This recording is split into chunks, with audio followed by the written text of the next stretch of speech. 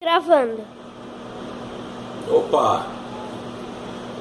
Seguinte, eu sou o professor Rodrigo. Eu tô aqui para fazer um projeto diferente, né? Eu montei o blog Quimicamente, www.facebook.com/novoquimicamente. Vou falar sobre química e sobre educação, e eu vou fazer alguns vídeos especiais, né? Chamado Falando umas verdades. Então eu vou falar algumas verdades para vocês. Nossa, que metido! Nossa, minha filha não me apoia. Que coisa. Mas assim, hoje, nesse primeiro vídeo, a gente vai falar um pouco sobre a questão da educação. E para começar, eu vou mostrar um pouquinho do meu filho de 5 anos e da minha mãe de 71 anos. Roda VT. Aqui tá a minha mãe de 71 anos e meu filho de 5. Eu vou fazer 3 perguntas cada um. Primeiro para minha mãe. Mãe, existia máquina de lavar na sua infância? Não. TV a cores? Malemar branco e preto. E como é que era o ensino na sala de aula? Professor, na frente e aluno sentado na carteira. Bom, aluno sentado na carteira, professor na frente explicando e usando a lousa. Beleza. Agora as perguntas serão para o meu filho. Primeira pergunta. Você sabe ler e escrever tudo? Mais ou menos. Você sabe mexer no celular do papai? E no computador? Bom, se não tinha TV na época da minha mãe, quem diria celular e computador para ela saber mexer? Agora é o seguinte, os dois têm uma coisa em comum. Eles vão sofrer com o mesmo tipo de ensino. E aqui ainda tem o meu sobrinho de 2 anos que também vai sofrer com o mesmo tipo de ensino. E é sobre isso que eu vou falar daqui a pouco.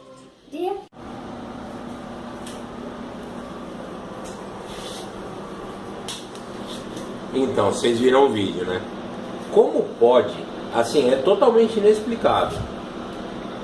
Em 66 anos de lapso temporal, a gente trabalhar basicamente com o mesmo tipo de educação. O aluno sentado na sala de aula, o professor na lousa, achando que detém todo o poder. Essa frase que eu falei é importante, achando que detém todo o poder, porque muitas vezes as pessoas confundem disciplina com autoritarismo.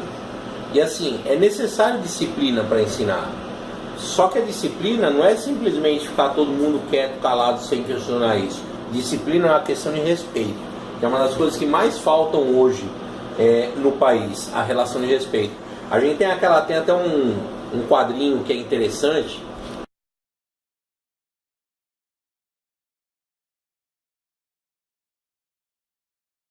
sobre a reversão de valores que nós temos nos dias atuais em relação à autoridade do professor, né? Tem aquela piadinha, há 50 anos atrás o professor era quem comandava, então os pais iam lá e iam brigar com os alunos porque eles iam mal. Hoje não, os pais brigam com o professor como se o professor fosse culpado. Só que o professor não é tão inocente assim. Eu vou tocar nesse assunto num dos próximos itens.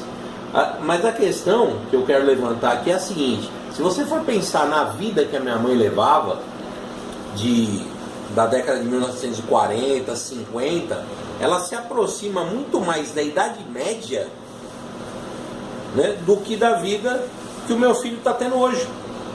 Então, assim, é um absurdo a educação não evoluir nesse sentido.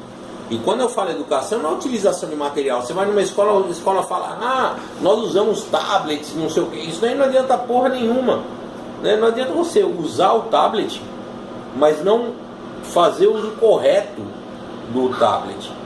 Então, as mudanças, na verdade, são didáticas, né? As mudanças que tem que haver são didáticas. Pai, por que você acha a educação tão ruim? Olha, a educação no Brasil é ruim por muitos fatores. existem muitos fatores, mas eu vou destacar um hoje para encerrar, para esse vídeo nem ficar muito longo, que eu vejo como primordial. É a questão da valorização excessiva das ciências exatas em detrimento das ciências humanas. Eu sou um cara das exatas, a minha formação é de engenharia. Porém, uma coisa que eu entendo como correta tem que existir um equilíbrio entre humanas e exatas, já que você não pode formular currículos específicos para determinados cursos. Porém, a desvalorização das humanas é muito grande. Ficou encravado na história que geografia era decorar capital, fazer mapa, história era decorar datas e nomes. E isso não tem nada a ver. História, geografia, filosofia, sociologia, língua portuguesa, língua estrangeira, são disciplinas que incentivam por demais o raciocínio do aluno. Isso é essencial para ele desenvolver toda a questão de exatas, que é tida como fantasma.